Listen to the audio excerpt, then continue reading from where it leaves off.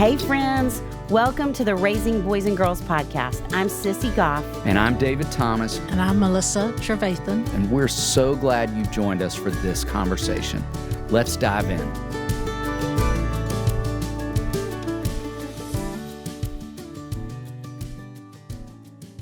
Dr. Lisa Damour is the author of 3 New York Times bestsellers, which have been translated into 23 languages. She co-hosts the Ask Lisa podcast, works in collaboration with UNICEF, and is a regular contributor to the New York Times and CBS News. She maintains a private practice and also speaks to schools, professional organizations, and corporate groups around the world on the topics of child and adolescent development, family mental health, and adult well-being. Dr. Damour graduated with honors from Yale University and worked for the Yale Child Study Center before earning her doctorate in clinical psychology at the University of Michigan. She and her husband are the proud parents of 2 daughters. You can find her work at drlisadamour.com. We believe this conversation will be one you want to revisit over and over.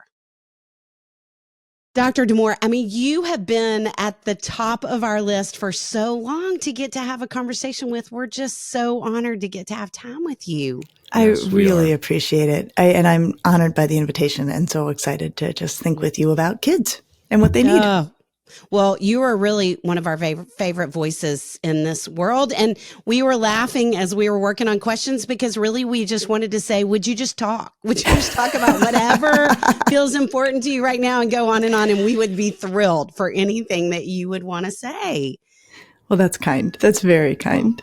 Well, hopefully our questions will kind of help that happen. But if there's anything that comes to you that you want to say in the midst of the questions, you just go for it because really there's so much goodness. We follow everything you're doing in every space and are just grateful for all your words. But will you start off for anybody who's living under a rock and isn't familiar with you and your work? Will you just talk about yourself and what you're doing these days? Sure. Thank you. And thank you for the good work you do. There's so much strain around raising kids. And I'm so grateful to all the good people who are working to make it easier for families and for the beautiful work you do.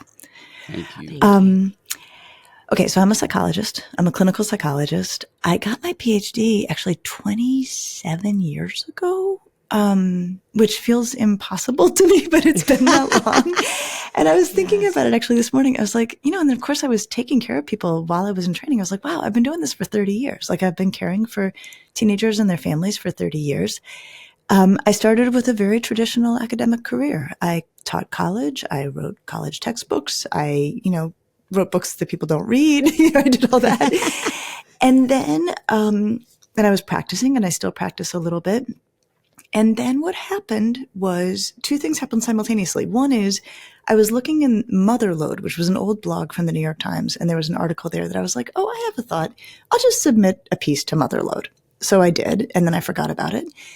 And then simultaneously, while I was practicing, I kept feeling like, man, the book I want about teenage girls does not exist. The book that just lays out the map of what to expect when you're expecting a teenager.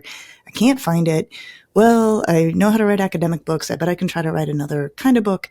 So I drafted Untangled. And then cutting through a whole bunch of steps, the New York Times started to publish me monthly, and Untangled was published in 2016, followed by Under Pressure, and then followed by The Emotional Lives of Teenagers. And so this was not the career I was planning on. I thought I'll just teach my college classes. I'll take care of some patients. But this is the career I've got. And I sort of feel like, I became a psychologist to be useful. And if I can be useful at scale, then that is what I will try to do. So I now have a podcast called Ask Lisa, the Psychology of Parenting, where every week my co-host Rena Ninen and I tackle a question from parents. And I do a lot of stuff on social media, and I work for UNICEF and other stuff. But those are the highlights right now. Well, mission accomplished.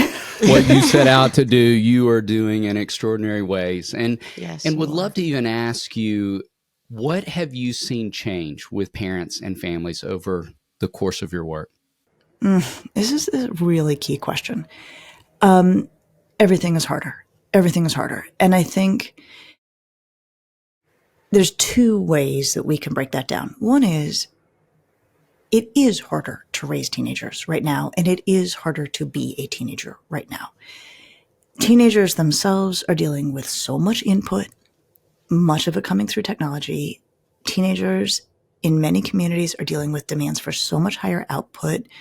Across the board, sociodemographically, we see expectations of what kids are going to achieve in high school are way higher than whatever we were doing in high school, for sure. Yes. So the teens themselves are feeling more stress. And then, of course, as parents and caregivers, we're along for that ride. And so when our kids are more stressed, we are more stressed. Then, as sort of a bigger picture piece, there's, I think, a lot of confusion about what is supposed to be happening in terms of mood and development. And what I mean is, I think that people are given the idea that if, and I would say from the media broadly, get this idea, that if they just do all the right things, they and their kids can be happy and calm and relaxed most of the time. Okay, that was never available to us. It doesn't need to be. I also think that we've dropped or lost a lot of good basic information about development in kids. And I will just headline it by saying, development is a really bumpy road. It has always been a bumpy road. There is no smooth road of development. And I think what happened is the pandemic put us in a ditch for a year and a half. And I think a lot of people are like, I want to be back on that smooth road. It'll be better when we're back on that smooth road. And I'm like, no. It was never a smooth road. We're back on a bumpy road with very worn out shocks is sort of how I would say it. So that's a great way to put it. I think it's hard. I think it's hard. And I've watched the landscape change, and I'll sum it all up by saying I've watched a huge amount more anxiety emerge around negative emotions and the typical and expectable challenges of adolescent development. That's what I would say is the big issue. Agreed. We are tracking with you. We have both been doing this work about 30 years and feel the exact same. And I think it's part of why every time you talk, I feel like I'm in the background jumping up and down. And I know David is too, because yes, I love the perspective that you have of it has always been a bumpy road. And the expectations are, I think, doing more damage for parents and kids. Yes. So absolutely. Thank you. We could just say that after everything you say. Thank you. So this is really big picture question, but if you had to say what you believe are the top 2 or 3 things right now that kids need from parents, what would your answer to that question be? Number 1, take really good care of yourself. I've always wanted to be a psychologist. The first semester of college, I signed up for my developmental psychology class. I knew this is what I was going to do. And I remember the first words out of the professor's mouth. I remember he came to the front of the stage and he said, listen, it's really hard for kids to outfunction their parents. And I was like, clearly this was the fall of 1988. Clearly this has stuck with me. So part of how we take care of our kids is actually taking really good care of ourselves and our own mental health and our own coping and our own restoration. And I worry that families see this as somehow selfish or indulgent. And no, it's part of how you take care of your kid. So number 1, take really good care of yourself. Yes. Both because it'll help you take care of your kid and because you're modeling, right? You're modeling what quality coping looks like. You're modeling what routinized restoration, having time where we recover and come back to things looks like. Okay, number 2, when your kid comes rolling at you with a whole lot of big and heavy and sometimes scary emotions, your job, and this is really easy to say, very hard to do, is to try to be a steady presence. That's how I would sum it up. This is easier to do if you have been taking good care of yourself. And then, because teenagers are my world, what I would say to parents, and this gets back to what we're saying about what is natural to adolescence, though hard. When you have a teenager, or shortly before your kid becomes a teenager, which is around 10 or 11, which, people think they've got more time. They don't have more time. It's around 10 or 11. Make sure that you have sources of self-esteem and worth that do not hinge on how your kid is treating you, or do not hinge on your joyful relationship with your teenager. It's your teenager's job to push you away, to be a little salty, to want to be with other people more than they want to be with you, to point out your flaws, right? I mean, this is all part of adolescence. If you are hanging on how your kid treats you or the fun you're having together for feeling good in your life, this is not going to go well. Have a job, have hobbies, have people who love you. Your kid's going to do what they got to do. It's so good. Well, and to that, Dr. Damour, we have 5 therapy dogs we use in our practice, and we are commonly recommending to families, get a dog. Then someone will be excited to see you all the time. Necessary and needed in that stretch of development, as you are wisely reminding us. Yes. Someone's going to be happy to see you walking through the door. Might not be your teenager. Right, right. You made mention of your books, which we love and recommend so often. So thinking about Tangled, thinking about Under Pressure in the emotional lives of teenagers, will you talk a little bit about what you had in mind with each of those books and what you hoped parents would take away?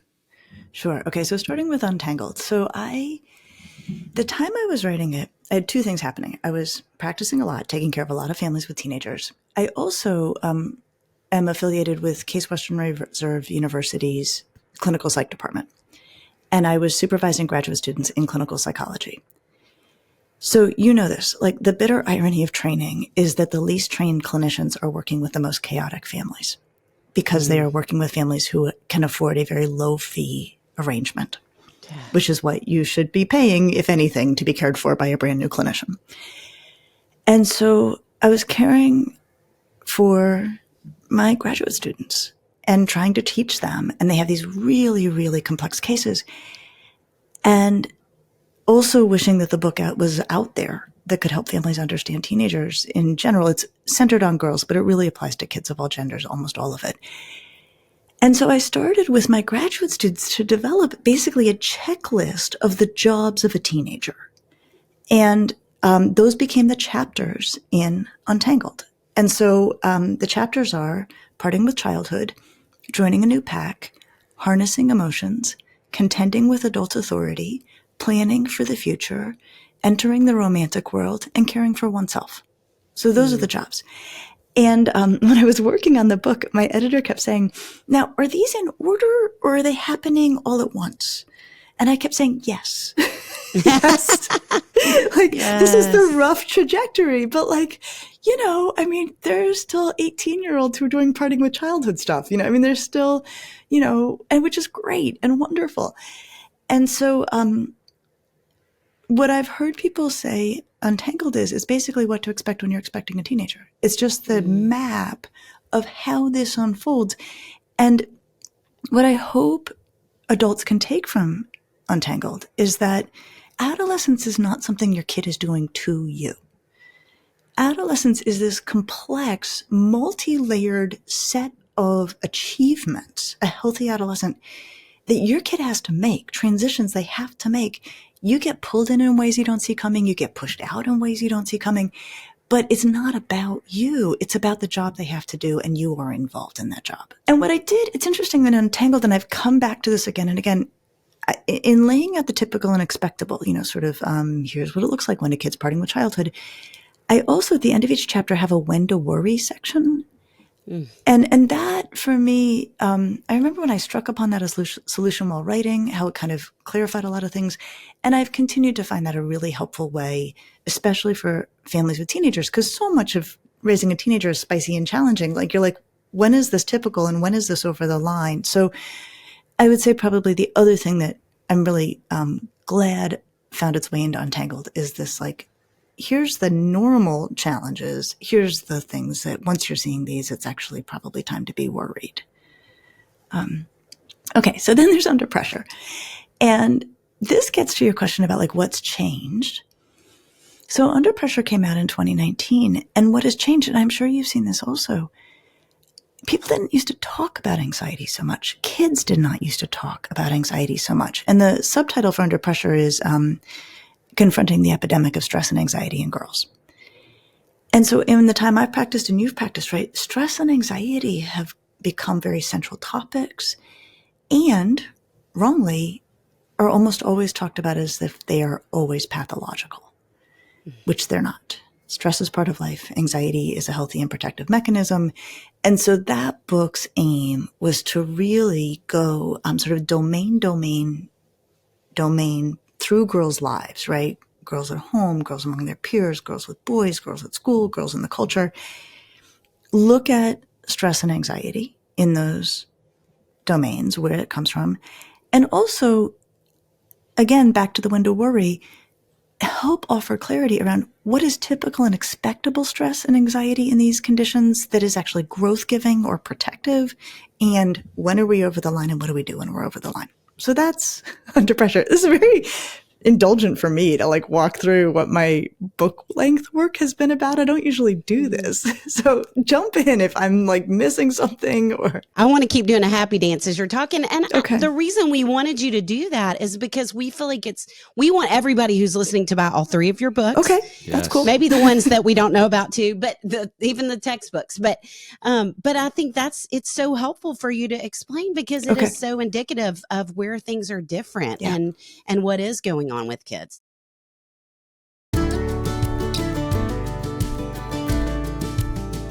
Sissy, I have been meaning to tell you that your teeth look great.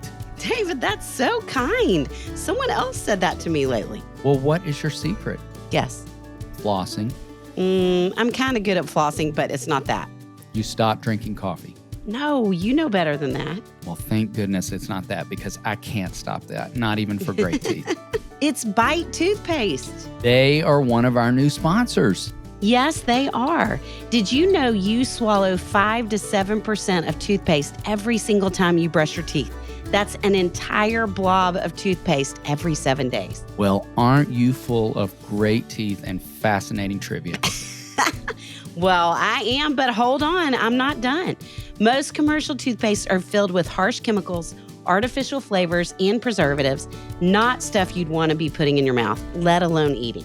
That's why Bite makes dry toothpaste tablets made with clean ingredients that are sulfate-free, palm oil-free, and glycerin-free. Bite toothpaste bits are so convenient, you just pop a bit in your mouth, chew it up, and start brushing. It will turn to paste just like you're used to, but no plastic tube or messy paste. That plastic tube gets gross. David, you no longer need to worry about that. They come in refillable glass jars and they send refills in compostable pouches. So they're better for our bodies and our earth. No more plastic toothpaste tube. Bite makes plastic-free alternatives for everything on your bathroom sink, from toothpaste, mouthwash, toothbrushes, and deodorant, so you can cut out the harsh chemicals and plastic waste without compromise.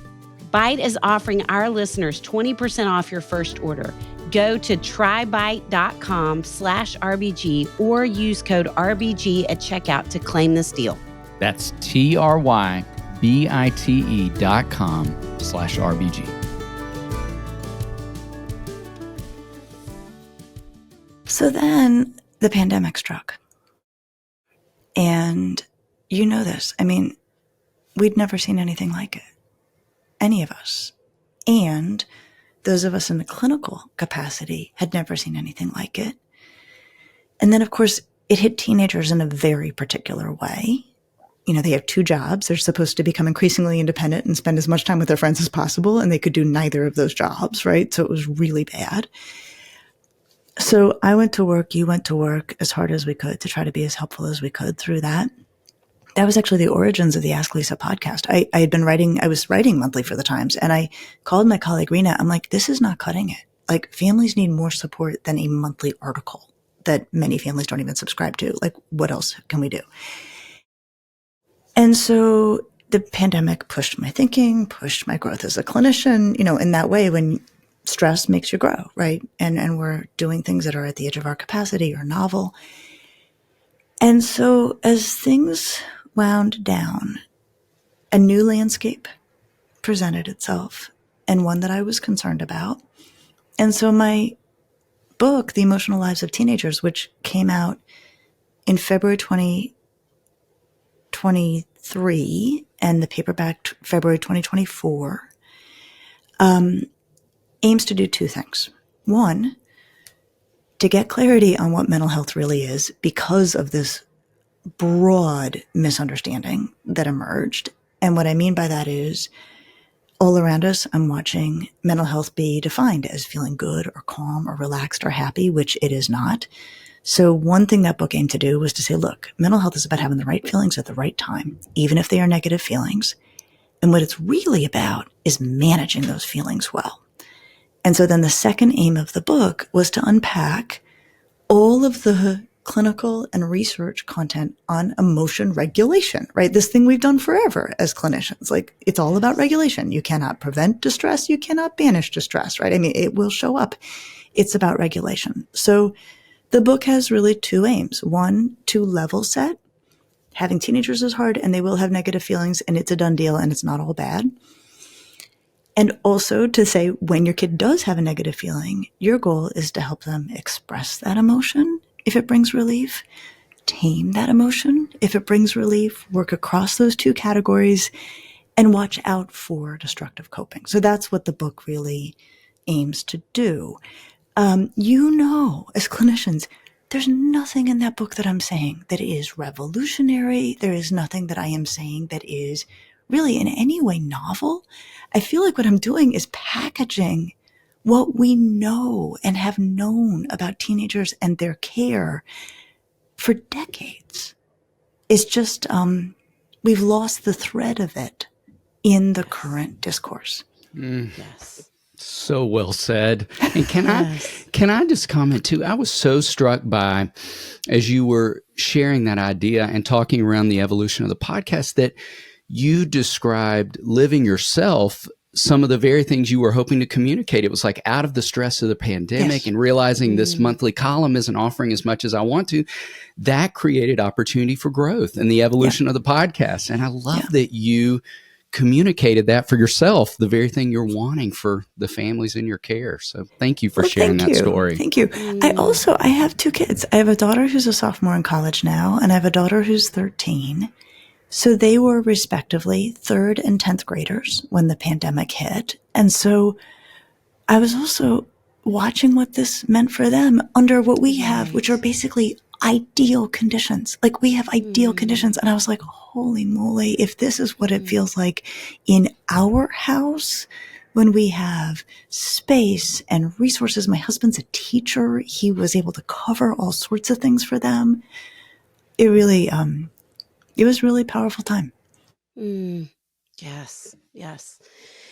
Well, so you did a beautiful job of introducing your work with girls. I don't think I said this at the beginning. Where I first heard about you, you and I have journeyed kind of similarly in our work with girls. I mean, you in a very different space, but I wrote a book about anxiety in girls right about the time that Untangled came out, I think was when I was working on it. And so I did a small parent group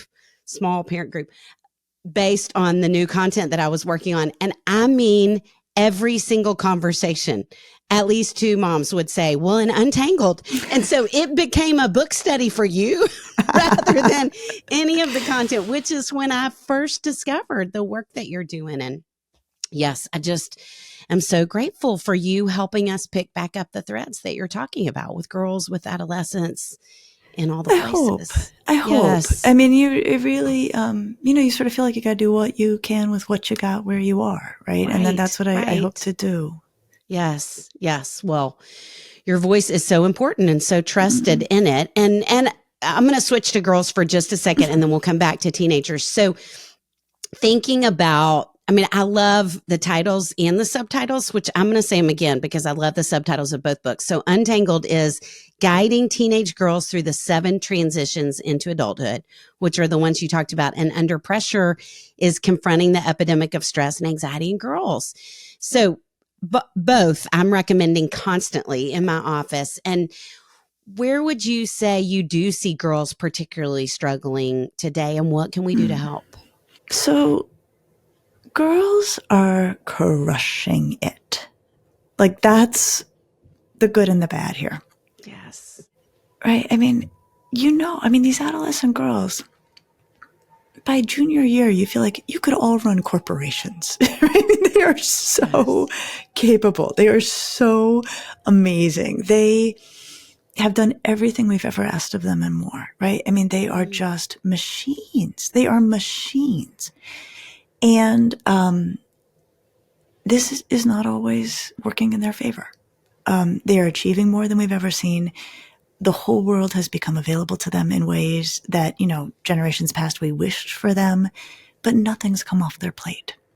So I think that part of where I see girls struggle is that many of them are starting small businesses in high school or working for, governmental organizations. Yes. I mean, like incredible stuff. And they are also worried about their appearance. And they are also putting up with, I will say, a very rapidly rising rate of misogyny from male peers, which is its own. We should talk about that. Yes. They are putting up with more sexism than I think past generations or recent generations have.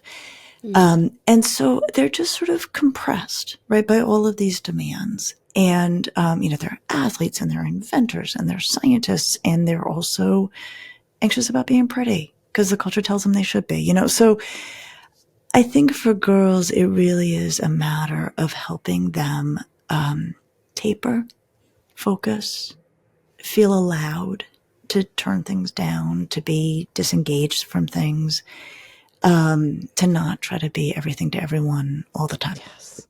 Yes. I remember a girl saying to me one time in counseling, she said, just because we can do everything doesn't mean we want to do everything. And it's just too much, which is exactly what you're saying. Yeah. Yeah. It's a lot. It's a lot. I'd love to ask, I want to focus in on one of your subtitles too. I love the subtitle to the newest book, The Emotional Lives of Teenagers, Raising Connected, Capable, and Compassionate Adolescents. And I'd love to, if you let me lean into the connected part, because I know in your work and our work, we so often hear from parents of, I want to feel more connected to them, and walking that tightrope of supporting their independence and autonomy, but wanting to still have time with kids who prefer to be in their rooms often. And so what thoughts would you share with parents in that space who want to feel more connected?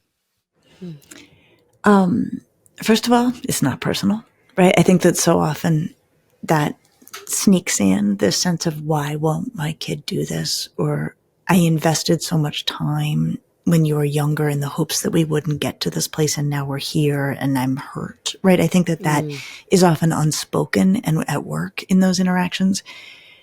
What I will say is, and you know this too, teenagers like adults and they actually like to be around adults. Teenagers are not allergic to us entirely. Well, the issue is that the terms of engagement have changed. And I think a lot of times adults get stuck on what they envision as being connected. And usually it goes something like this, right? Like, my kid comes in the door. I say, how was school? They tell me things. I make great suggestions. They welcome those suggestions. We've had a wonderful conversation, right? I mean, when I say it like that, it's like funny, right? But I think that is sort of the fantasy, right? Mm-hmm. It doesn't go that way. Your kid comes in, they drop their bags, they don't want to talk. You make a suggestion. Now they're super annoyed, right? And then you're like, why isn't this working? What I hear from teenagers is their idea of connecting is, if I'm in the TV room watching a dumb show and you'll just come sit with me quietly, that's fantastic. And keep your mouth shut. Like, do not comment on the show. If we're driving somewhere and you'll let me, we call it in my house DJ, you'll let me DJ, like you'll let me decide what the music is, and you'll be curious, like you'll be into it, like you'll be interested in what I'm, listening to. That's connecting. If when at 10 o'clock at night, even though you tried to talk to me at dinner, I show up in your room and I'm like, guess what happened at school today? You're there for it, even though it's inconvenient. And it's 10 o'clock at night because then I control the situation. I can leave when I want to, those are the terms of engagement. I think the job of a parent of a teenager is to switch from your idea of what connection looks like to your kid's idea of what connection looks like. And then you can have it. Mm-hmm. But I think it's a pretty significant transition. Yes. I wrote a piece ages ago for the Times called "What Do Teenagers Want? Potted Plant Parents." right? They want us around, they want us available, and they want us quiet, like agendaless and quiet, right? Like be there in case I have a need, And I think that but I think that for parents, that doesn't feel like connection. I'm sitting here reading the newspaper, you're over there doing your homework. That doesn't feel like connection. Whereas for the kid, they're like, oh, good, you're right there in case I need you and I can see you, but you're not trying to advance an agenda. Oh, yes. Great. It makes me think, on one hand, it makes me think about Anne Lamott. I don't know if you read her, but her talking about that hilarious section she has about adolescence with Sam. And I think how developmentally difficult it is that they're in this season where they want a potted plant, and we're in this season where we want to be passing on what we're learning and discovering, and we think we have so much to teach and share, and they want a potted plant. So it just, it's tough. It is tough. Yeah. It is tough. I also, on the stuff we have to share, I sort of take a SWAT team approach, right? Like that there are things we do need to tell our kids. And what cracks me up about teenagers is when they can see us coming with like guidance around a delicate topic, right? I swear all they're thinking is, how do I get out of this? Like, how do I get out of this? Like, what is it going to take to shut this down? Like, I don't even know where you're going, and I'm already going to try to shut this down. And so one thing that I have done in my own home that has worked well enough is I'll say, look, we got to talk about porn online. Like, we got to have this conversation. Here is the deal. I am setting a timer. I will not go past 90 seconds, and you do not have to look at me. And they're like, so okay, good. go. It's so great. That's okay, so go. good. I love that. I love that. Yes, thank you. You're welcome. So I think we can impart wisdom, but again, we have to work with who we're working with. Yes.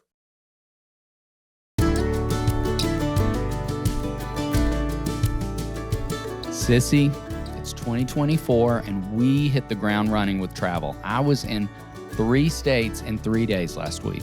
And we're in 2 cities in Texas in 2 days this week. And we will eat Tex-Mex around the clock every day in every city, won't we? I guarantee it. As consistent as we are in eating tacos, we have to also be consistent with taking our vitamins. Yes, we do. And with this much travel, I can't find time to get to the store and buy the things I need in life, like vitamins. Guess what? With Hiya, you don't have to. I love Hiya, and I have Hiya at my house for Henry. They can work for big kids as well. I take them all the time. Typical children's vitamins are basically candy in disguise, filled with 2 teaspoons of sugar, unhealthy chemicals, and other gummy junk growing kids should never eat.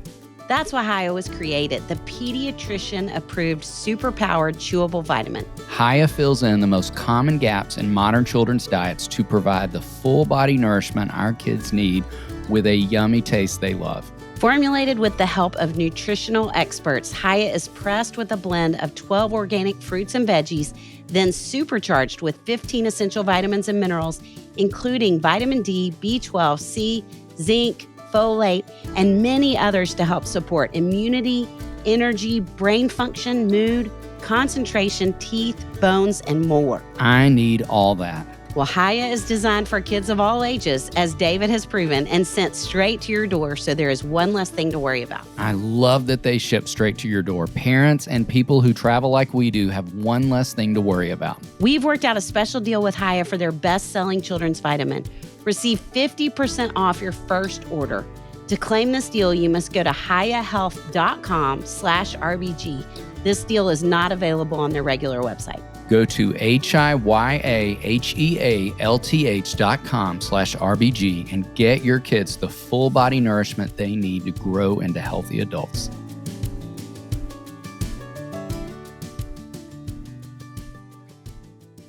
Okay, well, I want to hear you talk about something. And you mentioned, which I love, your definition of mental health. We know that it's a crisis among our youth today, and your definition is, or a quote that you say is, mental health is not about feeling good. Instead, it's about having the right feelings at the right time and being able to manage those feelings effectively. So I want you to tie this in, if this makes sense, to a phenomenon that I certainly have seen in the last 5 years, and I feel certain that you have too, where it feels like we have seen this rise in anxiety, depression, suicidality, all the concerning things with kids and mental health. And we have seen this rise in the language that expresses that. So Kids aren't saying I'm stressed. They don't use the word stress. I have anxiety. They're not saying I'm sad. They're saying I have depression. I mean, and it feels so hard to help parents even navigate what really is happening, what's going on. And it does feel linked to the perspective on mental health with kids and with teenagers. So can you talk a little bit about that, about how you help parents work through that, how you help kids work through it, how we can help? I will. And as part of that, I'll confess to something I'm not proud of. I can find it frustrating and annoying. Like, it's not my favorite. And I have to manage my own reaction to it. And just to lay that out, right? I have cared for people who have been capital T traumatized. Yes. I care for people who are capital D depression. I care for, people who suffer from paralyzing OCD that ruins their lives. And so there's a part of me, and I'm not proud of this, but I think it's important to articulate because I think it's part of how we then figure out what to do to be of help, that when I hear those terms used casually, and especially when I know they are not the right terms, there's a part of me that's like, that is not fair to people who, saying like, oh, that's my OCD. I'm like, you want OCD? I will show you OCD, right? Like, so that like, it's, I'm not like, this is not the best part of my personality, but it's at work. And you're preaching to the choir. We are with you. Okay. Yes, and so it's there. Certainly. So, but then when I get that out of my system, confess it on your podcast, then I think, okay, look, they're in a soup of discourse that is unfolding online that they, is in the media is doing it too. It's not their fault that this is their language. They're not trying to self-dramatize. Like that this is just the discourse is going on around them and in which they're participating. So I can be like, okay, they're not trying to, disrespect other people. This is the language that's getting used. Okay. Yes. So then what I have found as a way to address it is to take very seriously that teenagers are fascinated by mental health. No generation that I've ever cared for has talked about it, been as interested in it as this one. They are being fed a great deal of misinformation about mental health.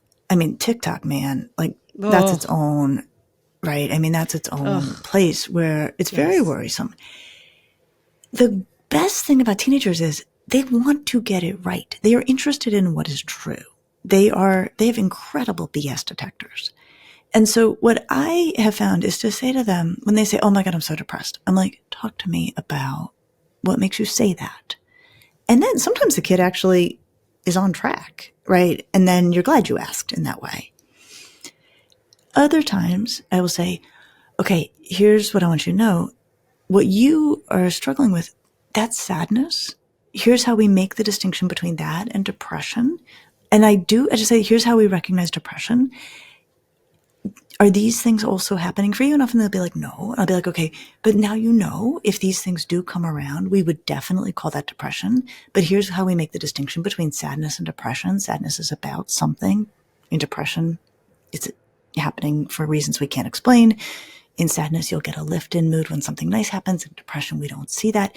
So actually just going like, I used to teach abnormal psychology, right? Like going right into like, there is a diagnostic universe that is well filled out. We understand these things. You're talking about it. You're interested. Let me teach you what is true here because you care and want to get it right. So that's how I have found a way to stay in connection with a kid or a parent who is using those terms loosely. The other thing I think is really valuable is to introduce the idea of healthy anxiety and healthy stress. So when a kid says, I have anxiety, I'll say, great, talk to me. We have to figure out, is it healthy anxiety or is it unhealthy anxiety? And I'll give it to you. It may be unhealthy anxiety, but I'm trying to introduce a concept that is not out there, though it is a thing, of healthy stress and healthy anxiety. And I'm introducing it hopefully in a matter-of-fact way that makes it palatable.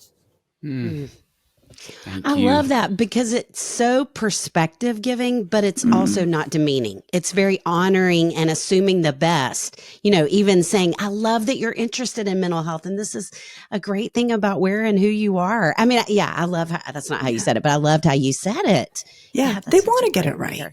Right. And so then to say, oh, we know a lot about it. And it's interesting. Some of the most fascinating interactions I've had have been with groups of teenagers who themselves are struggling with what to do when a peer is throwing those terms around, because they're smart. I mean, they're like, I don't think that kid has depression. Like, I think that other kid has depression, but I don't. And so they then feel stuck of like, I don't want to be dismissive. I don't want to not be a good friend or validating. And yet I also don't want to reinforce something that may not be accurate. Like, I've had kids struggle with that. Yes. So teenagers, like, they're aware that TikTok is probably not the main most valuable source of diagnostic information, but they're not sure where to get good information. So we can help. Yes. Well, and you commented on a topic we wanted to explore. We can't talk about teenagers and not discuss social media and technology. So would love to ask first, how do you feel like it's contributed to what we're seeing in terms of youth mental health? Also, what guidelines do you give both teenagers and parents of teenagers around social media and technology?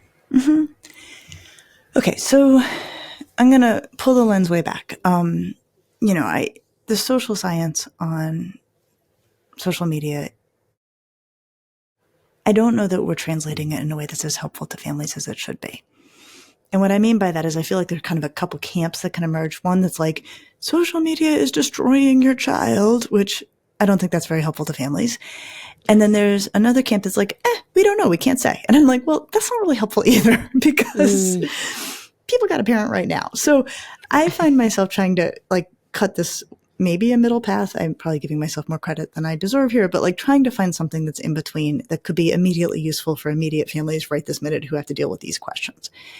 So, because I feel torn. Like, I actually don't want to get ahead of the data. And I don't think we should say that there's this clear causal connection when we cannot prove it. But I also know social media is a real factor and we need to take it seriously, and it can be very harmful. Like, I think those both can be true simultaneously. So the things I worry about when I worry about social media. Number one, I worry about the algorithm, and I worry about the impact of norms on teenagers. So teenagers, more than kids, more than adults, are vulnerable to shifts in norms. If they think everybody's doing something, they're more likely to do it. Whereas kids are like, whatever, adults can be more like whatever, teens can be more malleable in the face of norms. Combine that with algorithmic social media that is designed to flood your feed with one thing, and you can have a really dangerous outcome. We saw this in the pandemic where kids were bored and wanted to make good use of the time. So they started searching for fitness or weight loss. And then suddenly their feed is flooded with images of ultra fit, images of ultra thin. And if you're looking at thousands of those a day, it will change your understanding of what bodies are supposed to look like and what your body is supposed to look like. So it's those two things together that make me anxious. So I think we want to be really mindful of like what's in a kid's feed. And there's really toxic stuff that can absolutely flood a kid's feed. So there's body image stuff. There's hate content of all varieties. All of it despicable. Those are the two big categories I worry about the most is kids. And the appearance stuff is not just girls. Boys are actually spending a lot of time looking at appearance stuff. Boys are spending a lot of time in the gym these days. So that makes me anxious. So if you're going to worry about something on social media, I would worry about that. Mm-hmm. The other thing I worry about is, as much as truly it is murky, the link between social media and mental health, what is not murky is the link between sleep and mental health. And we have very clear data showing that worsening sleep and worsening mental health concerns, I mean, the correlation's like as close to 1 as you could ever like expect to see in a scientific exploration. I worry that digital technology undermines kids' sleep, and then you get the downstream effects of mental health concerns. So, okay, so then David, to your question about like, what are my guidelines? Okay, so number one, in my ideal world, tech doesn't go in kids' bedrooms, like ever. Ideally not during the day, but for some kids, that's where they get good work done, and I understand that. But when they are supposed to be sleeping, there's zero reason why the tech needs to be in their bedroom. This is hard to walk back, easier to set up. And what I will tell you about setting things up, when a kid is asking for a phone, they will agree to anything. And this is your moment to be like, we are open to the idea of a phone. This thing never crosses your threshold of your bedroom. They'll be like, you got it, I'm on. Right? So that piece is actually surprisingly easy. If you're thinking, oh man, but what if like it's in the room, that ship has sailed? I would say, first, how's your kid sleep? If your kid is sleeping fine, if you are not worried about this, if it's going to start World War III to try to get it out of their room, like you certainly have, my blessing to use your good judgment as a parent. But if you're like, yeah, no, my kid's sleep is garbage, and I think they're on their phone, and and we also know that having a phone in a room where you're supposed to be sleeping undermines the quality of your sleep because you're, even while sleeping, resisting interacting with the phone. Then I think it's a conversation worth having. So that's one guideline. The other guideline has to do with age of access. So in my book, social media should be social. It should be the thing that helps you stay connected to your peers. And that's how a lot of kids use it. And they use it well in that way. And there does come a time where kids need some degree of technological interaction in order to maintain their connections. And depends on the community, but often by 6th grade at the later end, I think in some places, a lot's going down by text and plans are made by text. And if you do not have access to texting, you're going to get left out, not because these are bad kids, but because they're not going to call your house phone. Right? They're doing it by text. So I feel like the tension I want parents to navigate, and this is a hard one, is you don't want your kid to be socially isolated. That is also bad for kids. But you don't want them to have more social technologies than they need. So what's the minimum social technology a kid needs to stay connected to their peers? Texting goes a long way for a long time. I have a kid. She's 13. I'm like, you are on texting until you cannot maintain your friendships any other way. She has an iPhone. It does not have a browser. It does not have any apps. She cannot download them without my permission. The thing does not go in her room. I have said to her, my goal is to get you to 14 or 15 before you need anything more than texting. And I think the day will come when she says, it's all going down on Snap. I have no idea what's happening.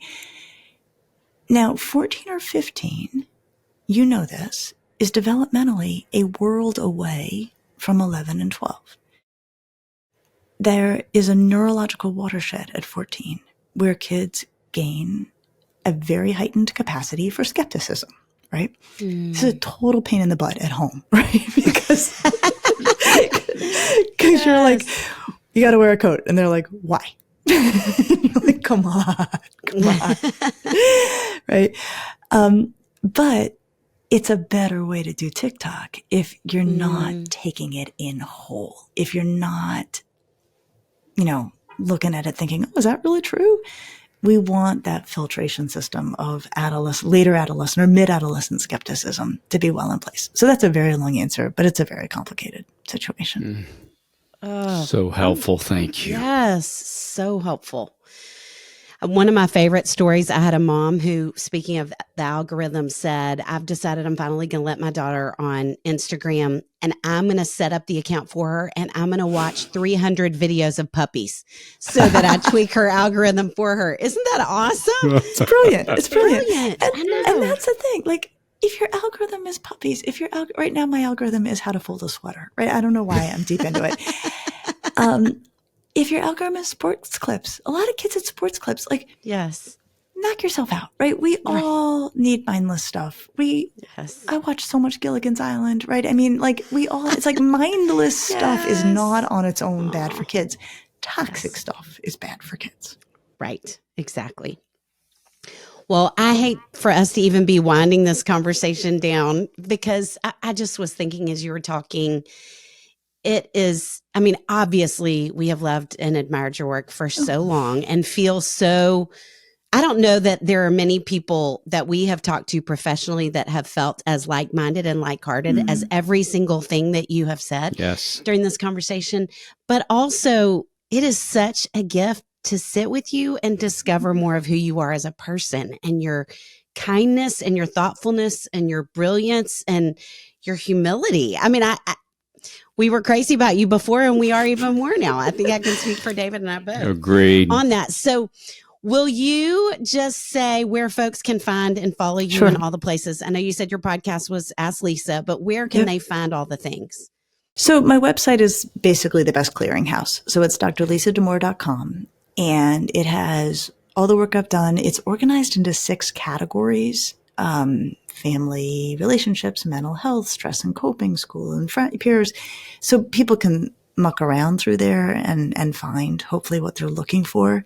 And then I'm on Instagram, Facebook, LinkedIn. So you can find my work there too. And I just try to put up quick little things on social and longer things on the podcast, and of course, long things in books. But I hope I can meet people where they are with what they need when they need it. You do. We can confirm that.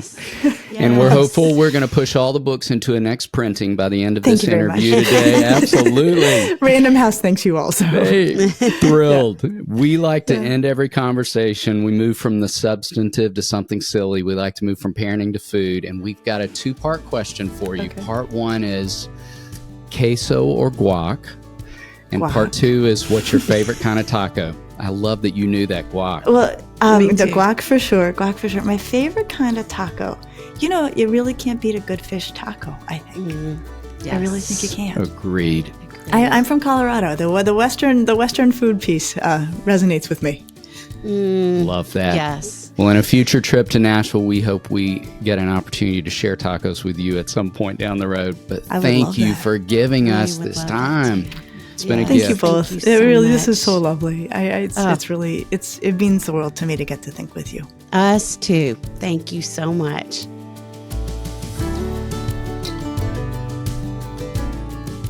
Did you love today's episode? If so, would you mind sharing it with a friend?